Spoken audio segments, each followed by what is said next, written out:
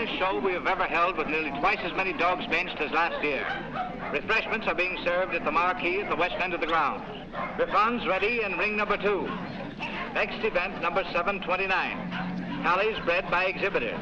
Have your dogs ready. Quiet, please, during the judging. Attention, please. Judging in ring 1. Event number 728. Scottish Terriers, American bred dogs. Great Danes in ring number 2.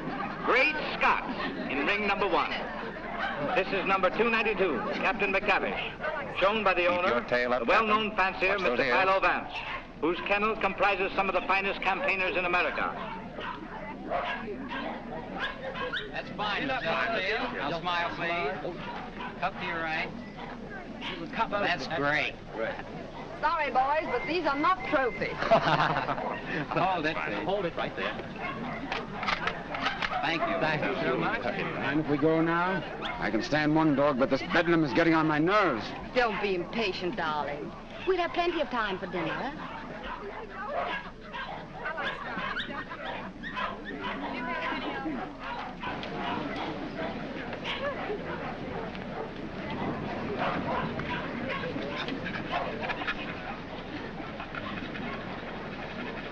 Hold it down. 2.5. Show. Event number 728. The blue ribbon won by Gillespie of Heatherstone. Dundee Deviler is runner-up, and Midlothian Gentleman receives the special. Better luck next time, Mr. Vance. Don't be downhearted, Captain. You're still champion with me. Maybe we'll have better luck in Italy, huh? Tough luck, Vance. I was hoping to have the pleasure of meeting you tomorrow. Oh, thank you very much, Mr. Cole. Perhaps you'll get stiffer competition from Sir Thomas MacDonald. Perhaps. Want to borrow Misty Morn for a second? But, Miss Knight, you know Mr. Hart, you don't want Eamon to bully his dog. Come along and protect him if you like.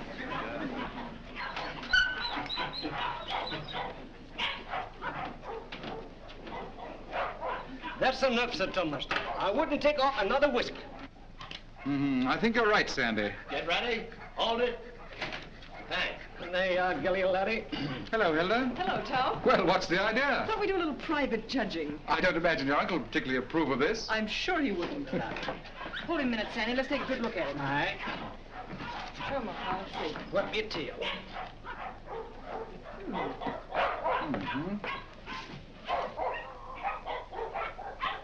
Well, what do you think? I think it's a pretty close thing. But I'm not worried. Eh, Sandy? I think you're better safe, sir. Here we are, sir. What the devil do you think you're doing, Hilda? Well, How do you do? How do you do, sir? I just wanted to prove that you're going to lose money to Tom when these two get into the ring tomorrow. And have you proved it to your satisfaction? So much so that I want you to loan me $1,000 to place on Gilly. Hilda. That's cheek for you. Wants to bet against me with $1,000 of my own money. I wasn't asking you for your money.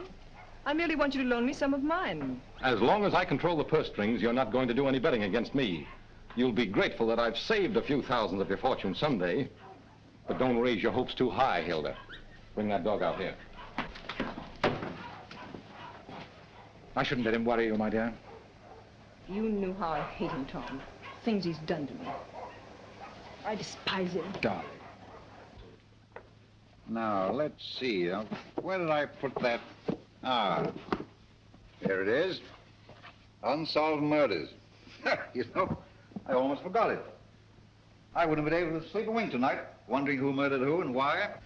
How any intelligent man can read that drivel is beyond me, Brisbane. What time does that Chicago train go? 5 o'clock. Well, it's 4:15. Oh, you've got plenty of time. Yes, I know, but I want to get out of here before Archie gets home. Good afternoon, sir. Afternoon. Is my brother at home? Yes, sir. He's upstairs. Tell him I want to see him. Yes, sir. Your taxi's waiting, sir. All right, there's the bag. Did you get those reservations? Yes, sir. And Mr. Archer told me to tell you he wants to see you, sir. Oh, he did, eh? You tell him I don't want to see him. Tell him I said so. In those words, sir? Exactly. Unless you can think of something stronger. Yes, sir. Of course, it's none of my business, Brisbane, but I wouldn't talk that way in front of Gamble. I don't trust him. I just couldn't resist it. I'd like to see the look on Archer's face when he tells him. I wouldn't. How the deuce can you stand it here? Why, there wouldn't be enough money in the world to compensate me for being Archer Coe's secretary. Oh, he's not as bad as all that. Say, you better be getting along. There's such a thing as carrying loyalty too far. Don't forget, I overheard a few of his choice remarks to you when you dared to suggest that you were in love with Hilda and wanted to marry her. I'm afraid you're taking Archer a little too seriously, old man. Did you deliver my message? I thought it best to wait till you were safely away, sir. Do you mind dropping me off? I have an engagement with Hilda for dinner. Come ahead, come ahead. All aboard! Albany Express, Stanford, Bridgeport, New London, New Haven, Westerly, Providence, Boston.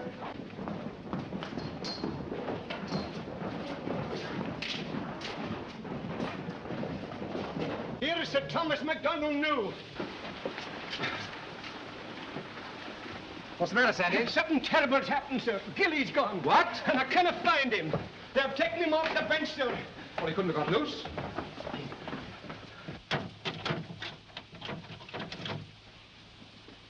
He didn't break that lock himself, either. I haven't been away from that dog for 10 minutes all day, sir. I just went into the restaurant to get a wee sandwich, and when I come back, he was gone. Sir Thomas? Yes? I think we found him, sir. Where? Out in the alley, sir.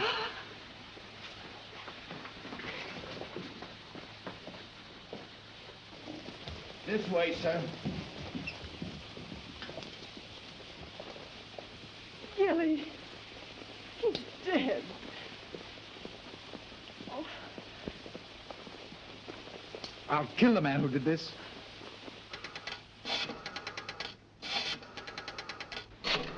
Listen, Tom, you mustn't do anything until you're sure, please. I've got my own ideas. Oh, I know Uncle Archer's mean and cruel, but I can't believe he'd do a thing like this.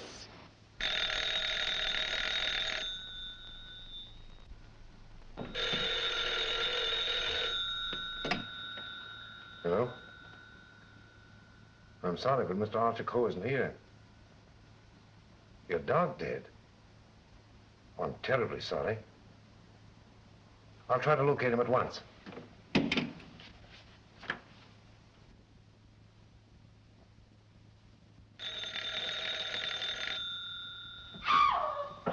Go away from me, Hugh. Get out of here. Get out. I suspected it when I saw you together this afternoon. You're nothing but a two-timing... Get out of my apartment. Get out. From now on, it is your apartment. All yours. I'm getting out for good.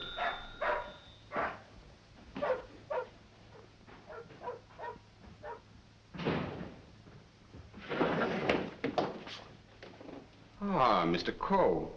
My dear friend, Yes, I see you are. Pardon? Yes. Oh, I am, how do you say it, tanto allegro. I came to see you. I received a cable from Milan authorizing me to complete the deal for your Chinese collection and confirming the price of $117,000. Means decorations and all that sort of thing from a very grateful government, I suppose. Oh, un momento. But it's no good now, of course. I've changed my mind. Oh, but you have promised me. You can't go back on your word. What would I tell my people? What would I say? Pity you didn't think of this before. You might have been a little more discreet, eh, Grassy? But you have signed a contract with me. Too bad for you. It's still at my home, in my safe. Oh, but you will. Most certainly destroy it.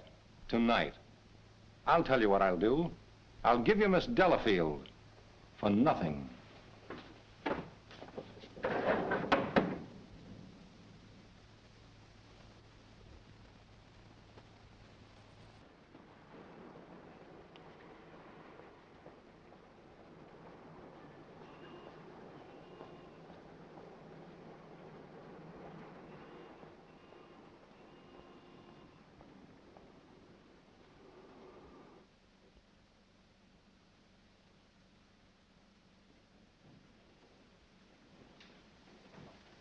Hey, Liang.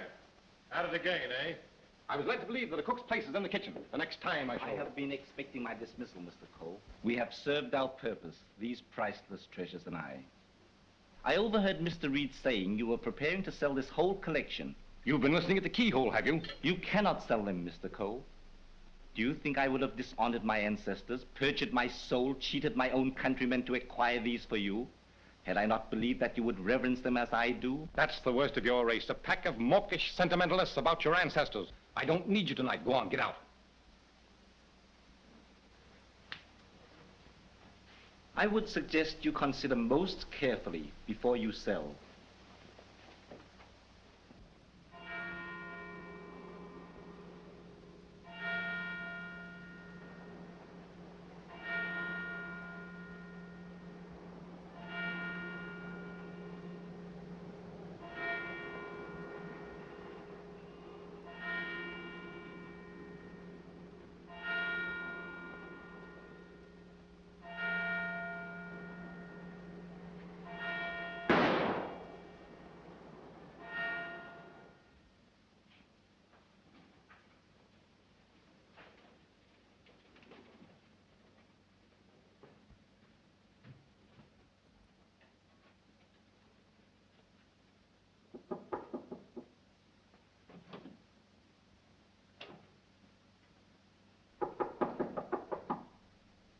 Cole. Mr. Cole.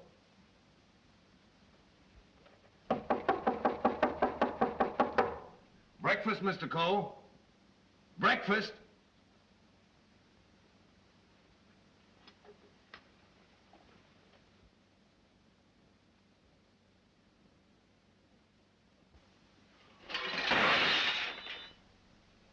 Mr. Reed! Mr. Reed! Mr. Reed! What is it, Gamble? Mr. Cole, Mr. Archer Cole has killed himself. Killed himself? When? How? He's sitting in there like, and the door's bolted. You're positive? Yes, sir. In his bedroom. Phone the police. Yes, sir.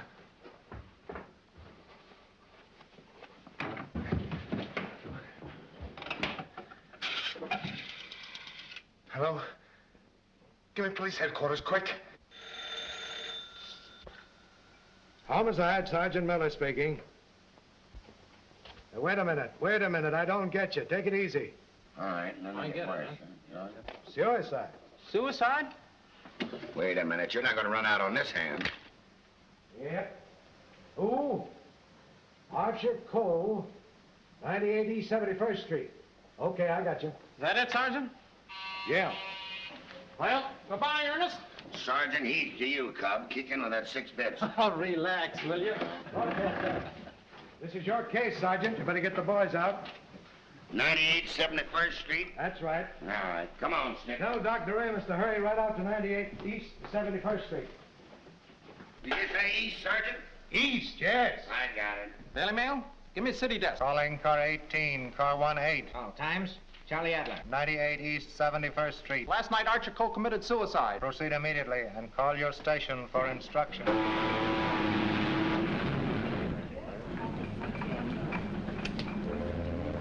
Higher and warmer with light to moderate winds for New York vicinity today and tomorrow. Yes. And now for the latest news flashes. Archer Cole, the well-known sportsman and collector, committed suicide last night at his home, 98 East 71st Street. His body was discovered by the butler at 8 this morning when he took up a breakfast tray. No reason has been advanced for this action as Mr. Cole was in excellent health and had no financial trouble. No news has been received from the crew of the Is the land phone still connected? Yes, sir. But it will be disconnected in about 2 minutes, sir. I see.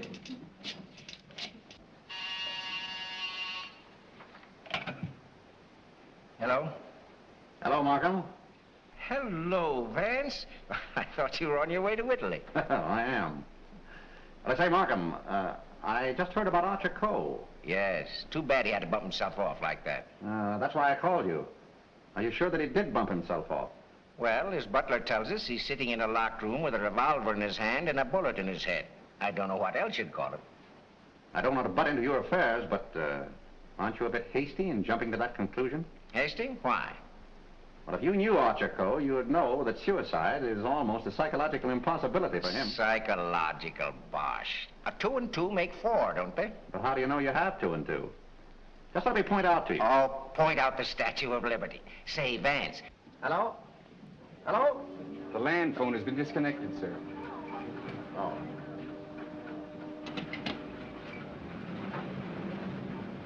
Will you have my luggage brought up? Yes, sir. Steward. Just have them send it ashore. I've decided not to sail. Sir?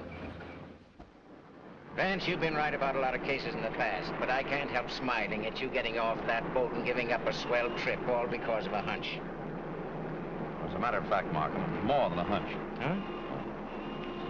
It just so happens that I talked with Archer Coe only yesterday. What? Where? The Long Island Kennel Club. You know, I can't conceive of a man on the verge of suicide being very deeply concerned over winning a championship at a dog show, can you? No. What do you mean? Simply this.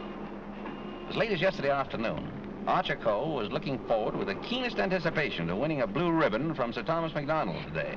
Sir Thomas MacDonald. Say, wasn't it his dog that was found dead last night? Right. And Archer Coe found dead this morning. You suppose there might be some connection there? I don't know. But if someone were to try to kill Captain McTavish, I'd probably turn murderer myself, wouldn't I, Captain?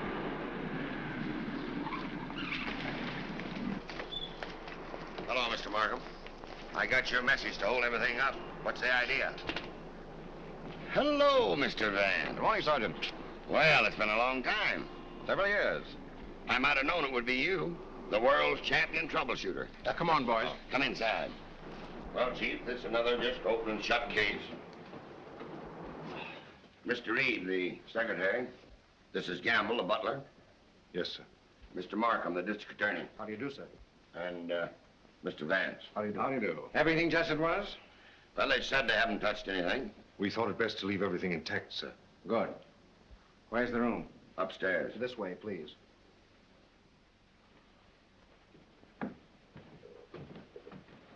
You've been in Mr. Coe's service long? About 3 months, sir. And before that? Why, unfortunately, I was unemployed, sir. This is it, sir.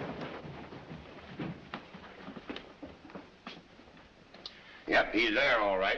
Just like I told the police on the phone. I tried the door, found it locked, looked through the keyhole, and there he was, dead.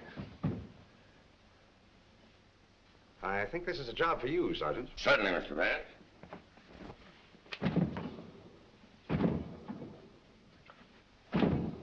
Well, Hennessy, what are you standing there for? Your health?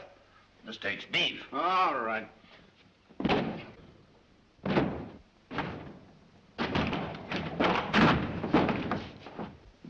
Congratulations, Sergeant. What is this, a bedroom or a museum? More junk here than in a Chinese josh house.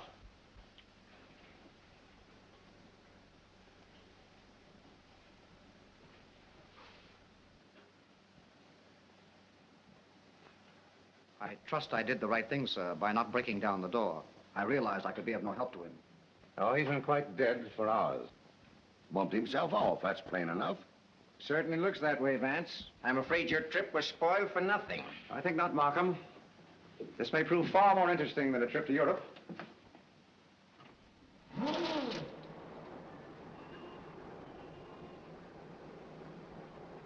You carry a gun? No, sir. You? Yes, sir, but only at night for the protection of the household. Is that it? Why, I... Come on. No, that was Mr. Archer's. But he always kept it in a desk drawer downstairs. I saw it yesterday morning as I was putting away some papers. Oh, you did, eh? Did Mr. Coe generally keep his windows locked? Why, no, sir. As a matter of fact, he was a great believer in fresh air. Ah, indeed. I wonder if these gentlemen would mind waiting downstairs. Well, certainly not. I'm sorry we had to damage your door. That's quite all right. It's easily repaired. I'll have it attended to at once, sir. Hennessy, see that no one leaves the house without my permission. All right. It's as plain as the nose on your face. This guy locked himself in here and blew out his brains. I wish I could agree with you, Sergeant. How the devil could it be anything but suicide? It was all very well for you to theorize before we got here, Vance. But now that you've seen this, and there are no signs of a struggle... And the door bolted on the inside, and no means of entrance to the room... Ah, no other means of entrance. How right you are, Sergeant. But we can hardly call a second-story window a means of entrance. And nothing here that even a human fly could crawl up. So why should Archer Coe lock his windows? Particularly if he was a fresh air enthusiast. I'm afraid your reasoning is not altogether convincing. Well, perhaps so, but doesn't it strike you as rather odd that a man should suddenly decide to commit suicide while changing from his street clothes to pajamas? Well, why not? A man debating suicide might get partially undressed and walk up and down for hours trying to make up his mind. Yes, he might walk up and down for hours, but not with one shoe half off. No, Markham. Something stopped him as he was removing that shoe. This was supposed to suggest suicide, but someone miscalculated. But you can't get away from that bolted door. I wish I could. The way you figure it out, the man was murdered. As soon as the killer is gone, he gets up, goes and bolts the door, plants himself in a comfortable chair with a loaded gun in his hand to suggest suicide. That's a swell theory.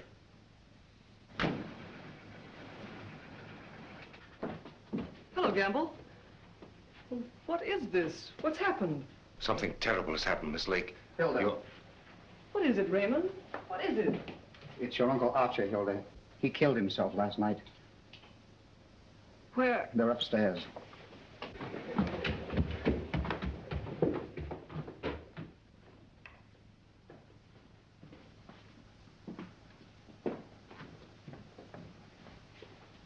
Hey, don't touch that body, miss.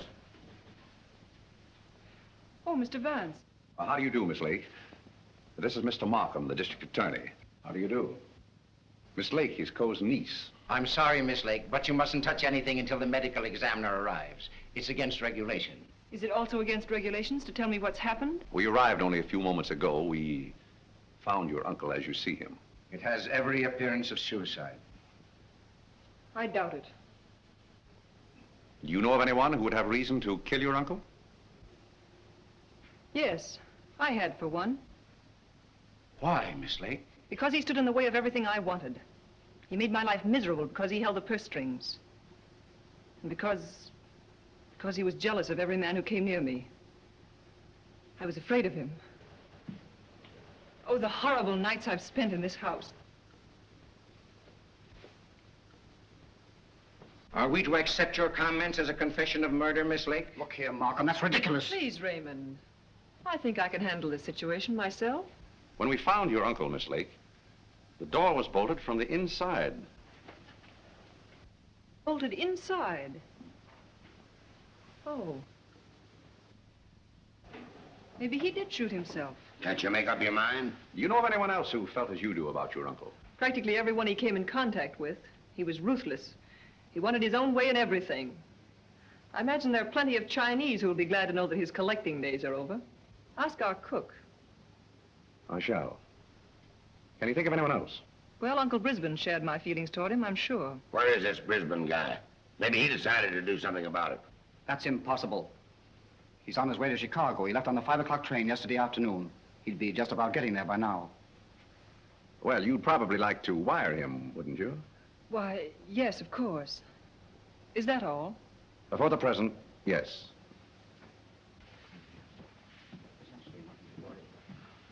Suppose we check up on Uncle Brisbane on that Chicago train. Won't take me but a minute.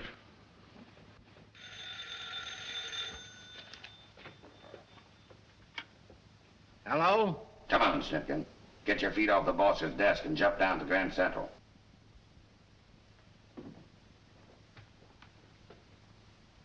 All right, I get you.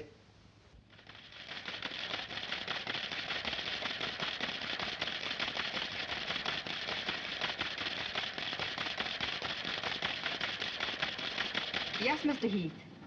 Langham Hotel, Chicago? Yes, sir. I'll rush the call. Hold the while, please. Oh, yes, Mr. Heath. We're expecting Mr. Brisbane Coe this morning. Oh, yes, he wired for a reservation last night. Thank you. Goodbye. Yeah. He took the 5 o'clock train, all right. Good. You know, there's a few things I'd like to find out about this girl, Hilda Lake. Why are you always trying to check up on me? I'm not trying to check up on you, Hilda. I want to help you. Well, you know how I feel about you. You know that I love you. But lately you seem to have changed. Every time I want to speak to you about marriage, you evade me. What's on your mind? Oh, nothing, nothing. Raymond, I never said I'd marry you. But I thought that now that I could take you away from here. You might as well know now as later. When all of this is cleared up, I'm going to marry Tom McDonald. Oh. Oh, try to understand, Raymond. I'm sorry. Oh, don't tell me. Come on, don't try to kid us. Quiet. Oh, suicide, my eye, with the DA himself and Vance on the job? It's suicide, and that's that. Oh, come on, have a cigar. It's still suicide. Hey, wait a minute. Are you a reporter? No, I'm Sir Thomas McDonald. I'd like to talk to the officer in charge here. Oh, come on inside. Tom! Why didn't you stay away from here? And leave you to face this thing alone? But you promised me last night you wouldn't come here. Won't you go, please? I can bluff it through. I don't want the police asking you questions. I know all the answers. Oh, but please go for my sake. Let's forget about it, shall we? It's too late now. In any case, the police are guarding every entrance. Wait a moment. You can cross through that yard and get to your apartment. No one will see you. Take the first boat to England. I'll join you as soon as I can. Watch out for those newspaper men, Sir Thomas. They're even deadlier than the police. I had no intention of leaving. Ah, good. Oh, by the way, I was sorry to hear about the death of your dog last night. Oh, thanks. You didn't by any chance discuss it with Archer Cole, did you? No. If I had, I might have killed him. Well, did you? That's your problem. Right in here. I want to see. Any news, Doctor? How about a statement? Give me a chance. Oh, wait a minute. I'm a doctor, not a magician. Almost full and funny. Go on now, scram. All right, now listen. Wait a minute. Got to get in here. Hello, Doc. Hello. Hello, Kelsey. Where have you been? Haven't seen you for a long time. Working hard. What kept you so long? Did you walk all the way? You always pick on me at mealtime. I was in the middle of cakes and sausage. What have you got? Just plain suicide. This guy locked himself in the room, bumped himself off. Suicide? Then why didn't you let me finish my breakfast? Hello, Doc. Hello, Markham. All you need is an order to remove the body. If you told me that over the phone, I would have sent my assistant. Mr. Markham told me to phone you personally. Don't crab at me about it. I'll give you the approximate hour of the death, if you want it. That's big-hearted of you, Doc. And the routine autopsy, we can do tomorrow, as it's just a case of suicide. Why do you jump to that conclusion, Doctor? I know a dead man when I see one. Besides, the door was bolted. I know, the door was bolted from the inside. But what about the body? Hadn't you better have a look at it? I was going to. I'm a doctor, not a detective. This man is dead with a bullet hole in his right temple. He's holding a gun in his right hand. Just the kind of wound that might have been self-inflicted. The position is natural, and the door was locked on the inside. Well, let me see. That's strange. Did you find something to disturb you, Doctor? Plenty. There's blood in his mouth. And he's got a skull fracture from some club-like instrument. Now, what about the bullet wound in his temple? There's no blood there. That's so. Gentlemen, when that bullet entered this man's head, he had been dead for hours. Can you place the time of his death? I'd say from 8 to 12 hours ago. Would you say that the revolver was placed in his hand before rigor mortis set in? Yeah. Did he die from the effects of the blow on the head? No. Probably rendered him unconscious for a while, but that wouldn't have killed him. Not powerful enough. The blow didn't kill him, the bullet didn't kill him, and yet he's dead. Suppose we try to find out just what did kill him. Glad you thought of that, Mr. Vance. It's not a bad idea. Perhaps I'd better take another look. All right, boy. Let's pick up these clues before they get mussed up here. Hey, just a minute, Doc, please. Ready? Give me a hand, Sergeant. Help me lift the body over to the bed. Where do you want to put it? All right, boys, the rigor routine. Let's get this body over on the bed. Around the handles, around the body. Get that neat and fine. All right, Chief. Get a hole. Little black powder. Hey, here they come, boys. Let's get it. All right. Lift them easy. Easy. Well, there he is. Now then, All right, just move him all that way. All right, That's there better. for you, Doc. That's it. There couldn't have been much of a struggle. His hair isn't even mussed. Maybe somebody slugged him and then combed his hair. By George, now I've got it. Stabbed below the left shoulder blade, near the spine. There's no external bleeding. Internal hemorrhage, huh? That's it. What do you think of the suicide theory now, Sergeant? Well, it's slightly complicated for him to shot, slugged, and stabbed himself, particularly in the back. Yeah, it's very complicated. Oh, Markham. Yes. You see, there's no hole in the back of his pajama jacket. So he couldn't have been wearing that when he was stabbed. Forget this. There's a hole in the back of his coat. And another in his waistcoat, blood-stained. He must have been fully dressed when he was attacked. That lets me out. I finished. I suppose you'll want a quick autopsy. Yes. Get that body down to the morgue as soon as possible. Good day, gentlemen. Good day. Hey, Doc. Yes? Do you think there's any possible chance of that being suicide? What? All right. Just a fair question, big boy. Go on home and get your hotcakes and sausage. You need the strength. Hennessy. Yeah. Hurry up with that dead weight. Right. Any report on that wire? Not yet, Sarge.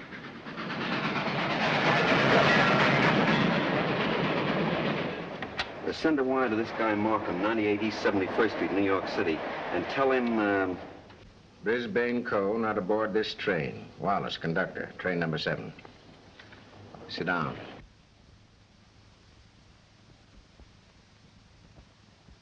What time did Brisbane Co. leave for Chicago?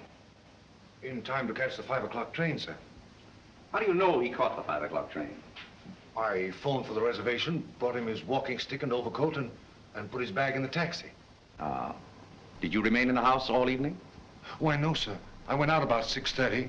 It was a servant's night off. Everyone was out to dinner. Did you notice anything unusual in Mr. Brisbane's manner when he left? Oh, now that you mention it, he was distracted and very irritable. You say you gave him his stick? Yes, sir. What kind of stick? His favorite, an ivory-handled one. He never went anywhere without it, sir. You're quite sure he took that particular stick with him? Positive. I handed it to him myself, sir. Did you see him when he returned here last evening? Returned? Yes. I didn't know he had returned, sir. Then whose ivory-headed stick is that hanging over that chair in the hall? I don't know, sir. I swear I don't know. Sit down. Steady, Gamble. Steady. Is this it? Is it? Yes, sir. I can't understand it. I suppose you saw nothing of his bag? Why, no, sir. Well, if he brought his cane back here, what did he do with his bag? Ah, very good, Sergeant. That's just the point. He undoubtedly left it somewhere. But where? I should think the most logical place would be the check room at the Grand Central Station.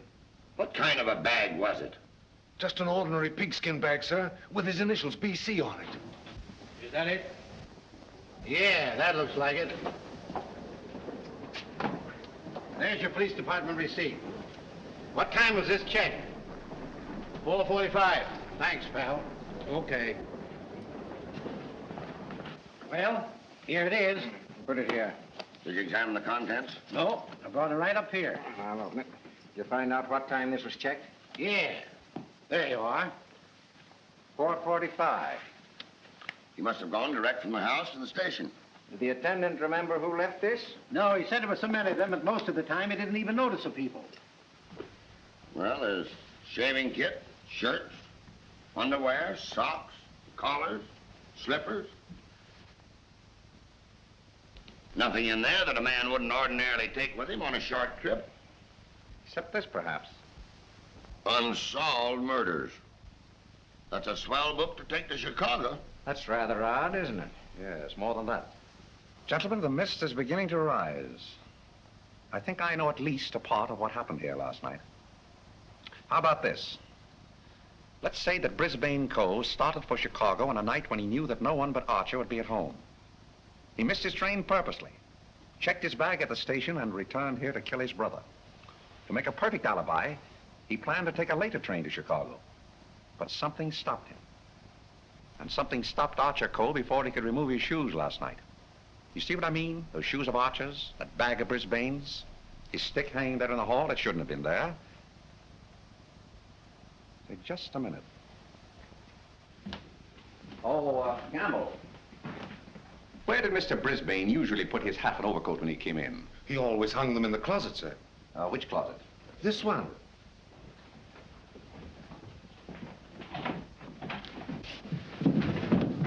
Oh!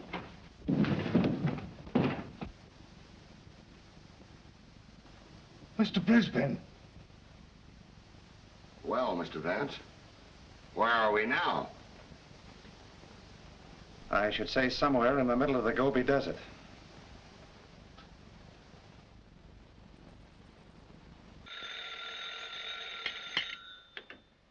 Hello.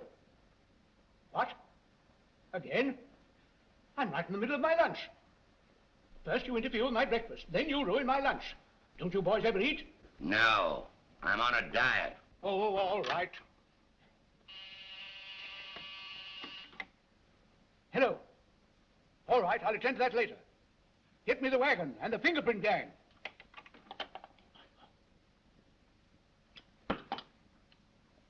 Just a minute, fellas. One side, please. That's all, please. Ready? That's all. All right, go ahead. Here. He's been dead for hours. And me thinking all the time he was playing possum. Well, there are too many people in the world anyway. Mr. Vance, this is just ordinary junk. I'm afraid so. And I'd rather hope for something important. Which one of the two victims died first, Doctor? Archer Coe, I think. This one a little later. And the weapon? The same, sharp and narrow. Second, tag and list these. I think I better fingerprint everything inside and outside here. Right, Captain. Hennessy. Yes. Look for a sharp, narrow weapon. Right. Found something? Why, it looks like fishing tackle. It's tackle, all right, but not fishing. Markham, we're dealing with a shrewd brain. The technique of this crime was very cleverly worked out. But something went wrong. Sergeant, here's your order for the removal of the body. Thanks, Doc. So long. I want food. Well, nobody's stopping you. And if you've got any more corpses, bring them out now, will you? I can't be running up and down here all day. What do you mean running up and down all day with that swell car the city gave you? Oh. Nothing upsets the doctor.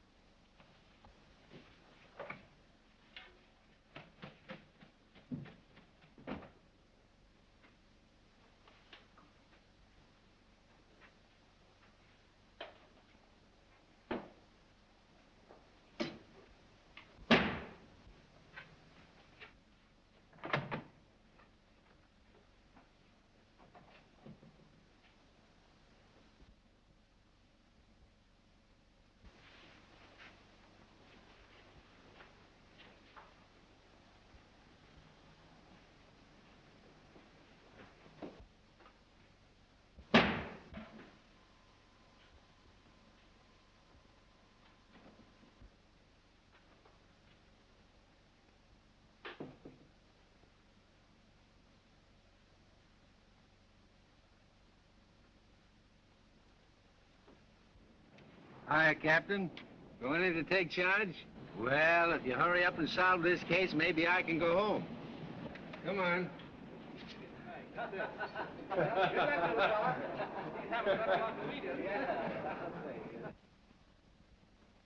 can handle everything if I don't get too much interference. Oh, Markham. Yeah? You're just in time for a demonstration. I think I can show you how Brisbane Cole used this fishing tackle. He started for Chicago merely to provide an alibi. He had other plans in this room. Watch this. Notice the bent pin which is hooked on the bolt handle? This is attached to the string I am now pulling through the keyhole. If you follow the string, you will see that it passes around a pin in the wall. This acts as a pulley, and is also attached to a string passing through the keyhole. You see, the bolt is now being forced into its socket. On my word. I now pull the first string through the keyhole, and then the second string. And with it comes the pin, leaving no evidence. Now let me in. It worked? Yes, it worked. Well, that explains that then. Very clever. It could have been done that way, but if Brisbane killed Archer Coe, who killed Brisbane and hung him in the closet? Why did he do it? That's what we want to find out, isn't it? Exactly. Yeah. Gentlemen, two persons planned the murder of Archer Coe. Two? What? But their paths crossed. Brisbane was one of them. The other? I've got it. The Chinese cook. They're full of those tricks. Forget this. Dr. DeRima said that Coe was struck over the head with a blunt instrument. This poker would answer that description, wouldn't it? Yes, and that certainly looks like dried blood. It certainly does. But what about those short, coarse hairs? They don't look like Coe's. No. Well, Mr. Vance, why didn't you find that when you looked in there this morning? It wasn't in there this morning. Besides, it doesn't belong in this room. It belongs downstairs in the library.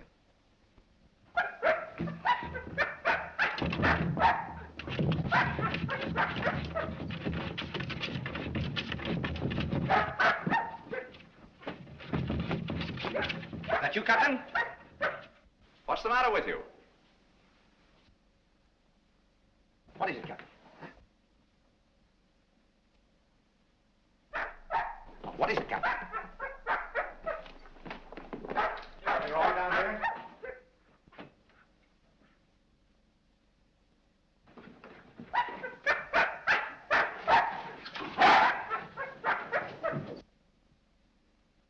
Oh, good boy, Captain. This dog's been struck a nasty blow. That explains the coarse hairs on the poker. Whose dog is this? I don't know. I mean, I've often seen it in the vacant lots, sir. Just tell the truth, Gamble. Yes. Why don't you? It belongs to the lady next door, sir. Hmm.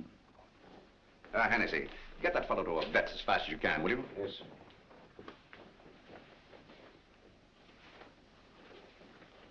Easy, easy, easy, boy. Easy. Now, Gamble, let's have the name of the lady next door. Doris Delafield. Yes, I'm Miss Delafield. Won't you sit down, gentlemen? Thank you. I'm sorry I didn't win you a trophy at the dog show. You're quite a fancier, aren't you? Yes, somewhat. I'm interested in one of your dogs, the Doberman. You mean Figaro? I wonder if I could have a look at him. I'm terribly sorry. You know, he slipped his leash last night and ran away. I've notified the police. My maid's been scouring the neighborhood trying to find him. Well, did she inquire at Mr. Coe's house next door? Well, I don't know. You and Mr. Coe have been good friends, haven't you? I know him. Why? Your dog was found in his house this morning, badly wounded. What? Have you any idea how he got there? No. Do you suppose he would follow someone into the house? Well, I hardly think...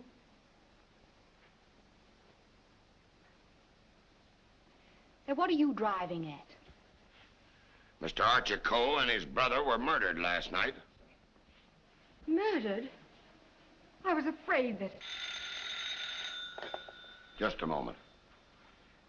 Hello. Is that Miss Doris Delafield's apartment? Would you please tell Miss Delafield that we couldn't get the reservations for her and Mr. Grassy on A deck, and ask her if B deck would be satisfactory? Miss Delafield will not be sailing. You can cancel a reservation for them both. Both? Do you mind telling me whom the other reservation was for? I refuse to answer that question. Would it be Mr. Grossi? But I am Mr. Grossi. And if I didn't cancel those reservations, who did? What? Miss Delafield. Oh, no, she didn't. No, really, there's been a mistake. As soon as I can find out about this, I'll call you back.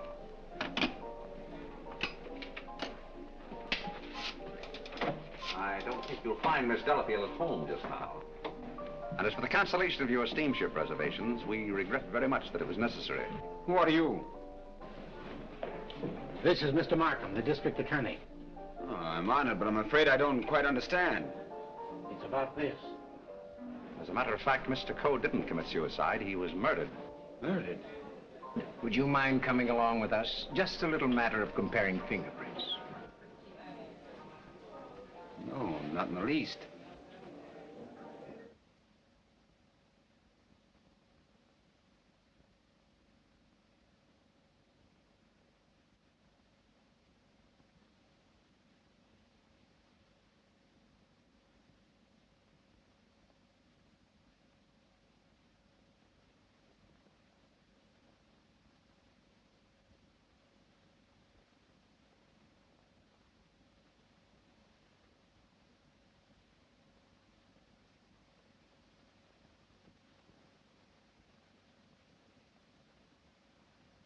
I think that's all. Found anything yet? The one taken from the doorknob is too blurred for identification, but this one is very clear. It appears to be that of Liang, the Chinese cook.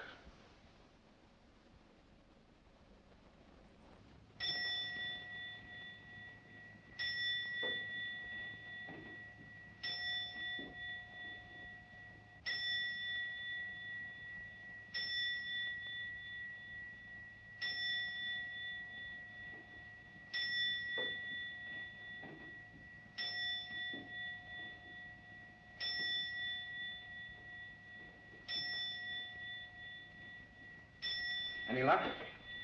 No, not yet. Well, it must be here somewhere. I'm positive that the dagger that killed the Coles belongs in that sheath. Tired, Markham? No.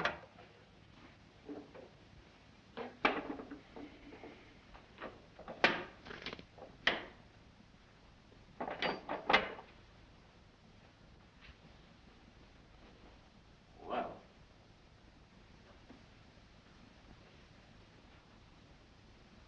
That's strange. What is it? The Ting Ya vase is missing. It's the most valuable in the whole collection. That's all that's left of it. If I'm not mistaken, that's blood. Blood? Markham, I'm coming more and more to the belief that Archer Cole was killed in this room. That poker, this dagger sheath, now these fragments, all here. But, Vance, do you mean to tell me that the dead man walked upstairs? I'm not trying to tell you anything but the facts. It's the most remarkable case in my experience.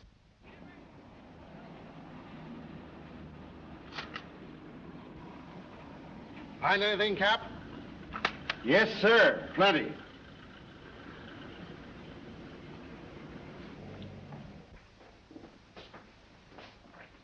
Oh, Mr. Reed. Oh, yes, Mr. Vance. Would you step in for a moment, please? Why, certainly. Smoke? No, thanks. Did you notice that the Ting Yao was missing? Missing? Why, it was here yesterday evening. At what time? At about 6:30 or 7 o'clock. I came back to talk to Mr. Cole. About what? Well, as a matter of fact, I wanted to quit my job as his secretary. Oh, you'd been having some difficulties with him? It was rather a personal matter. I wanted his permission to marry Miss Lake. What did he say to that? He ordered me out. You went? Yes. Where? I went to find Miss Lake. I thought she was at the Kennel Club, but I had a puncture on the way, so it was rather late when I got there. She'd already left with Sir Thomas MacDonald. Then I came home and went directly to bed. Did you hear anything or see anything when you came into the house? No. But after I'd been in bed for a while, I heard some noises downstairs. I opened the door and looked down, but it was only Liang, the Chinese cook, coming in. Was he customarily noisy in entering the house? Oh, as a matter of fact, it's the first time I ever heard him come in. Indeed. Well, I think that's all, Mr. Reed. Thank you. Thank you. If there's anything I can do to help, let me know. Quite right. Good night. Good night. I think I'd check up on that Kennel Club alibi. I will. You might have those fragments checked for fingerprints, if you will. Yes. Meanwhile, I'll do a little exploring in the kitchen.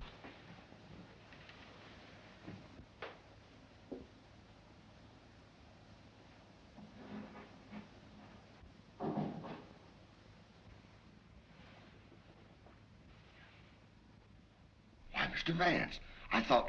Get Markham.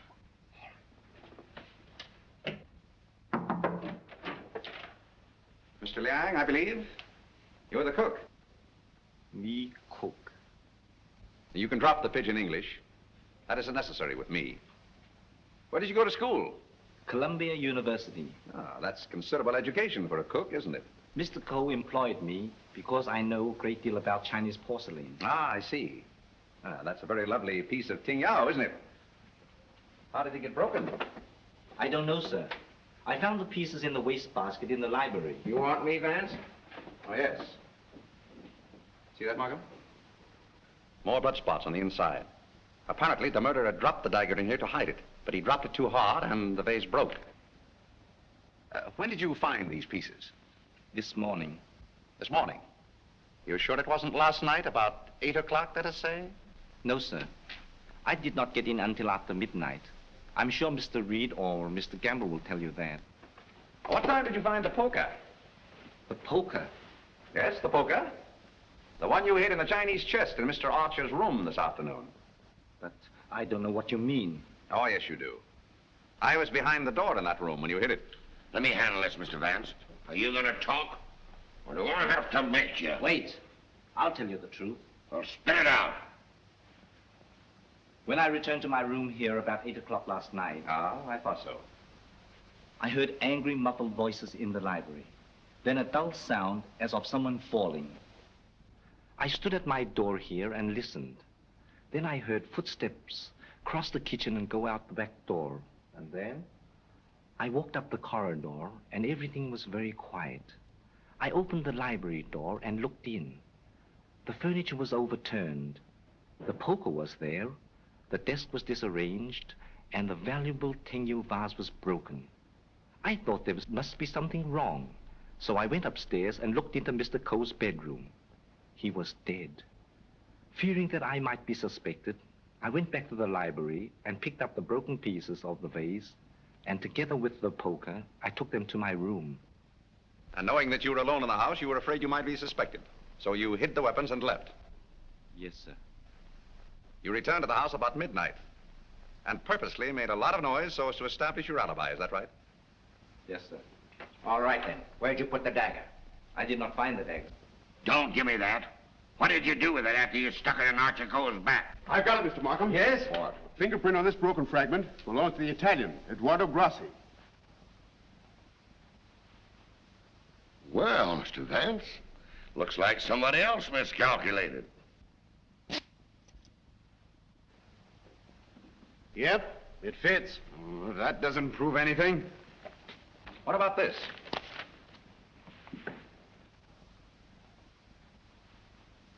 Where did you get it? It was in Archer Coe's pocket. What were you doing outside the drawing room window last night? Why, I wanted to be sure that he was alone. Why? For weeks we had been negotiating for the sale of his collection to the museum at Milan. It meant everything to me. He kept raising the price, but on Monday we came to an understanding. And I cabled the museum that I had succeeded. And last night he turned me down because he saw me with Miss Delafield. Let me explain. Archer was extremely jealous of me. Well, you can't blame him for that. You went there to threaten him, didn't you? Which I had every right to do. I told him I would use any means to make him fulfill his contract. He laughed at me, said that he would smash every piece in his collection before he'd let me have it. So you picked up the poker and did a little smashing on your own account, eh? I did not. Let me have that fragment, will you? Thank you. You know how that was broken? Tignao vase? With blood stains on the inside and your fingerprint on the outside. I don't know. Sergeant, I think you better book him. Right. Thank you. Come on. Let's get out of that monkey suit. Let's get going. Come on. Don't worry, I'm not running away. You telling me?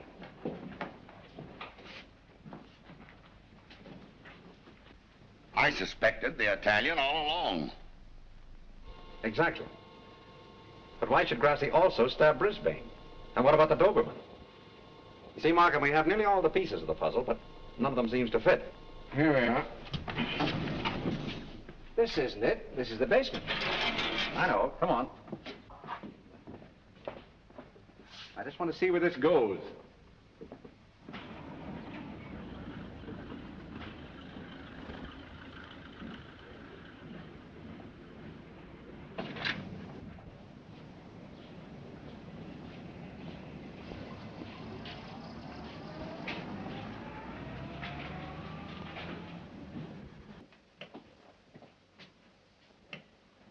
Good evening, sir. Gamble? By the way, how long have you been using that name? All my life, sir. Dubois checked Gamble's fingerprints at the Identification Bureau, and who do you think he turns out to be? Not Gamble? No. Atlantic Eddie. He used to work the boats on both sides of the ocean. Honestly, Mr. Vance, I haven't turned a trick in 5 years. Oh, that's all right, Eddie. I just wanted to let you know that we're old pals.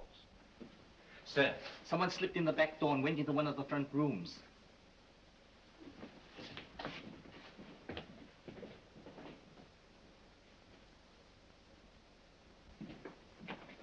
Well, Miss Delafield, Don't be surprised, gentlemen. I'm used to coming in here like this. you seem to know your way around here pretty well. As the district attorney, you're responsible for this case, aren't you? That's right. Well, I'm tired of detectives. I'm tired of being spied on. All you want to know is who killed Archer Coe, isn't it? Naturally. Well, I did. What? Yes. And there isn't a jury on earth will convict me when they hear my story. You don't believe me, do you? You were wondering this afternoon how my dog, Figaro, could get into this house. Well, he was following me. He was defending me when he was struck. Well, where did you kill Mr. Coe? In his bedroom.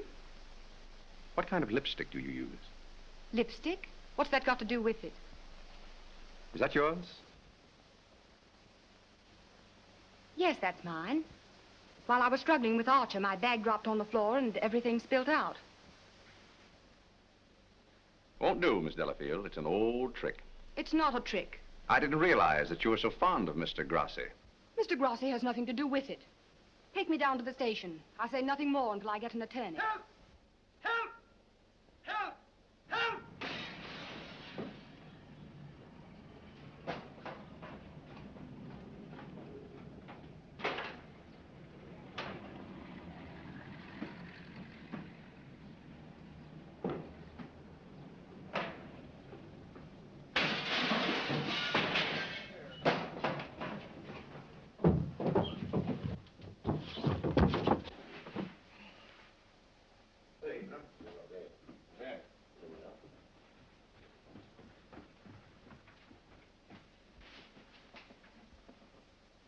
This guy's been stabbed, Hennessy.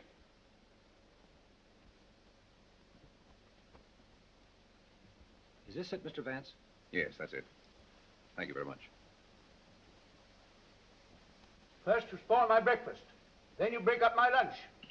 Now you pull me out of bed in the middle of the night. And this fellow not even dead. Why don't you put that in your report, Doc? Of course, fingerprints would never pick up on that silk handle. But it fits perfectly. Where did you find it, Sergeant? Under the bed. Congratulations. That's all right, Mr. Vance. 3 crimes with the same weapon, Markham.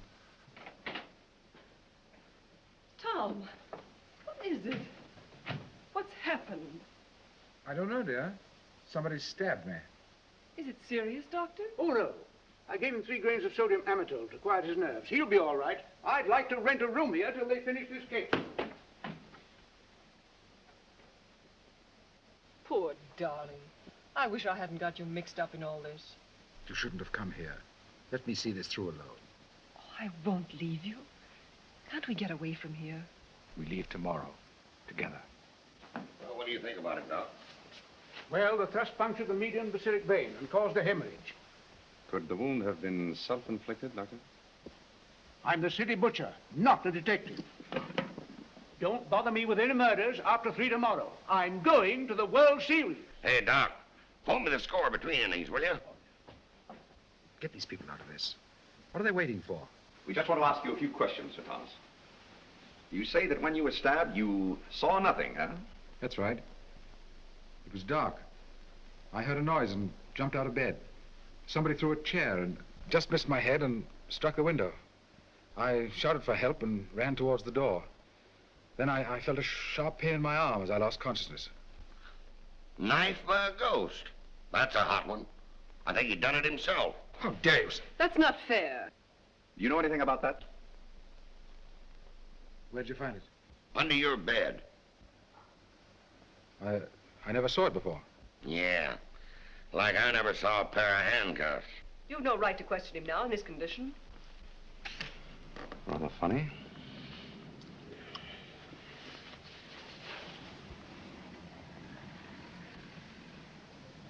You see what I see in Archer Coe's room? I have a suspicion that whoever killed the Coes came from this house. Probably from this room. Gentlemen, I think I can fit the pieces of this jigsaw puzzle together. Now, here is East 71st Street. This is the Coe house, the yard, and the apartment house next door. Now, let's have a look inside. This is McDonald's apartment. Directly opposite is the window of Archer Coe's bedroom. Underneath McDonald's apartment is the cozy little nest of Miss Delafield and her temporary guest, Mr. Grassi. This is the elevator, and here are the stairs that lead directly to the back entrance. From there, it's easy to reach the back entrance to the Coe house across the yard. Now, that's the front hall, and here's the library. On Wednesday evening, between 7:30 and 8 o'clock, Archer Coe was sitting alone in that room. Now remember, it was the servant's night off. The killer must have known this when he came in the back door. He was so intent upon what he was planning to do that he must have left the back door open, because from somewhere in that vacant lot came a dog, a Doberman Pinscher, belonging to Doris Delafield. He saw the back door standing open and went in. Meanwhile, the killer was moving along the hall toward the library, making absolutely sure that Archer Coe was alone. He knew exactly where he was going and exactly what he was going to do. He came so silently that it must have startled Archer Coe when he looked up and saw him carefully closing the doors. It is my conjecture, gentlemen, that a terrific argument took place. Archer Coe must have struck him, and as he fell back, he picked up the poker as the first weapon that came into his hand. He struck Archer Coe on the head. Coe collapsed across the desk, his hands groping in the drawer of the desk for his gun. Then, in the blind rage of the moment, the killer saw a Chinese dagger. He seized it and stabbed Archer Coe in the back. Coe probably fell to the floor. Meantime, our Doberman Pinscher was coming closer and closer, probably attracted by the sound of the struggle in the library. As the killer opened the door to escape, he saw the Doberman Pinscher in the hall coming toward him. He again picked up the poker as the dog entered the room. True to the instinct of his breed, the dog sensed an enemy. He leaped. The killer struck, and the dog fell, badly wounded. Now he tried to hide the dagger in the Tingya vase. He dropped it too hard, and the porcelain broke into bits. He picked up the dagger again and went out the same way he came in. Meanwhile, Coe slowly regained consciousness and pulled himself to his feet. You remember, gentlemen, that Dr. Doremus said Coe died of an internal hemorrhage. And that is the key to the whole situation. Archer Coe, already a dying man, walked upstairs. And what is even more terrible, he did not know that he had been stabbed. He went to his room and, feeling a little faint probably, he removed his coat and vest and hung them in the closet where we found them. He put on his pajama top and went to the window and raised the shade. Can you imagine the killer's emotions when, from someplace in the apartment house across the vacant lot, he looked over and saw the man he thought he had killed standing there at the window? He knew then that he had to go back and complete his job to save himself. Feeling very faint by now, Archer Coe went from the window to the chair beside his desk, where he sat down. There, he started to remove his shoes. You remember just how we found him. In the very act of removing them, before he could get one of them entirely off, he died. I don't think he ever knew what killed him. Now we come to the most awful part of the tragedy. Brisbane Coe came back to the house with a cleverly worked out plan for killing his brother. He also knew that it was the servants' night out and that he would not be disturbed. He went down the hall to the library, and from the drawer of the desk, he took Archer Coe's own revolver and put it into his pocket. Then, turning out the light on the desk, he went out of the room. He hung his stick over the chair in the hall and tiptoed up the stairs and into Archer Coe's room. He saw his brother sitting in his easy chair, apparently asleep. I can see him tiptoe across the room. And from somewhere just across the desk, he took out the revolver and with careful aim, he pulled the trigger.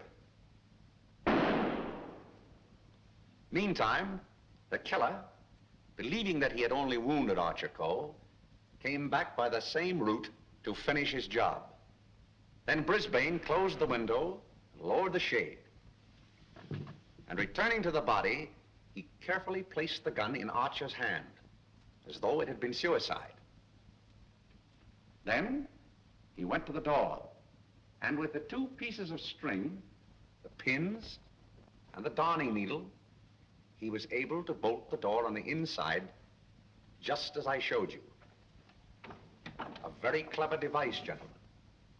which he had discovered in the book of unsolved murders, which we found in his suitcase. Then, gentlemen, Brisbane went on down the stairs, little knowing what awaited him there. The killer mistook Brisbane for Archer Coe and drove the dagger into Brisbane's back. Then, to hide the body, he dragged it into the closet. I doubt if he even discovered his mistake until the next day. That's great. But who did all that? Well, you can search me. I'm going screwy. You can include me in that, Sergeant. Haven't you got any ideas at all, Vance? Markham, it's a maze of conflicting clues. Any one of 7 people might have done it. But we couldn't convict 7 people, Mr. Vance. You couldn't convict one with the evidence you've got. Gentlemen, I'm afraid we're completely stopped. Licked. I hate to admit it, but it looks that way. Vance, in all the years we've worked together, I never heard you say that before. I know. I'm sorry, Markham. Well, what are we going to do about it? I don't know. Are you sure you checked up on all the alibis? Every one of them. And you've gone over the fingerprint situation with your boy? Yes, sir. Well, we've slipped up somewhere, Sergeant. But there must be something that we can get our teeth into. Markham, I suggest that you dismiss this case. What? Dismiss it? Yes, turn all the suspects loose.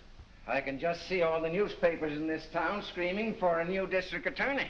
Well, we can probably cover you up all right, Mr. Markham. I've said it was suicide all along. Yes, I know. We could put that solution on it, but I hate to do it. All right, Sergeant. Go ahead. Turn him loose. Turn him loose? Yes. Well, Mr. Vance, this is once we're both stuck. When you give up, Vance, I'm sunk. Oh, I haven't given up. I have another idea. What? If it works, I'll have your killer for you in half an hour. I'm going to arrange a little meeting with him now. What? But you let me dismiss all the suspects. Yeah, that's just what I wanted you to do.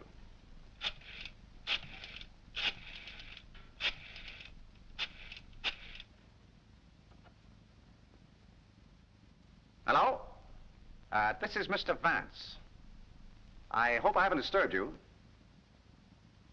See, I wonder if you'd do me a little favor. Mr. Markham. Yes. Can I see you a minute?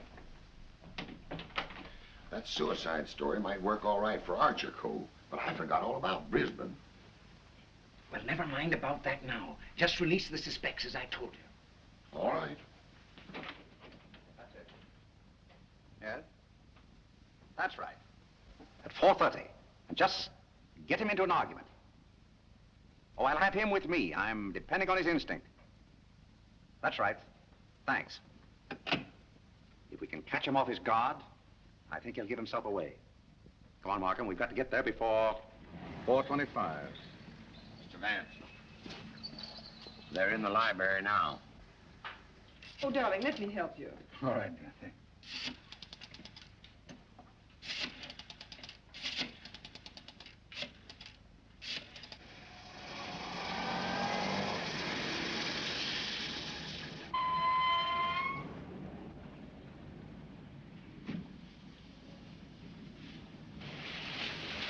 Well, it's the first time we've used bloodhounds in police work since I wore high-button shoes.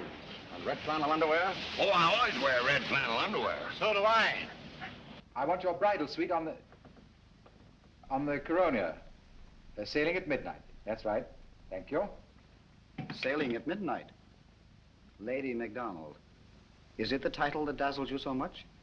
Or is it the fortune she'll inherit that makes her so attractive, Sir Thomas? Raymond, are you crazy? It isn't the first time a fortune has bought a title. It so happens I'm not in need of a fortune. Possibly you are. Raymond, you've no right to interfere this way. No right? Well, I'll take that right. You think you're both sailing at midnight?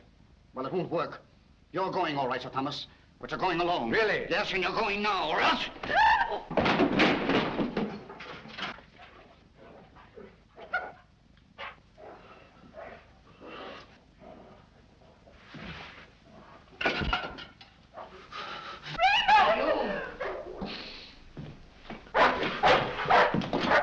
Ah, the poker again, huh?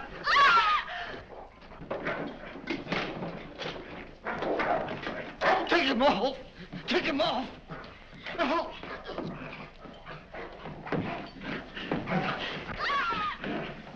Take him off! off, will you? Will you take it off? Help!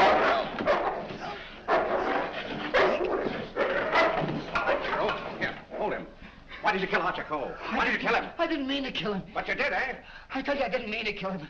He struck me when I told him I wanted to marry Hilda. And I lost my head. I hit him with a poker. I don't remember anything after that. What about Brisbane? It was a terrible mistake. And McDonald? I still would kill him if I could. There's your man, Sergeant. You made a fatal mistake, Reed, when you reached for that poker. Somebody swiped my bracelets. You dropped them in the pantry. Oh. All right, Hennessy. Leave down booking. I want to thank you very much for your cooperation. Not at all. It was Sir Thomas I telephoned from your office, Markham. He very cleverly helped us stage this little scene. We have to thank the dog for the rest. Well, we did it again, Mr. Vance. Congratulations, Sergeant. Thank you. I'll certainly mention you in my story to the papers. Thank you. Oh, that's all right, Mr. Vance.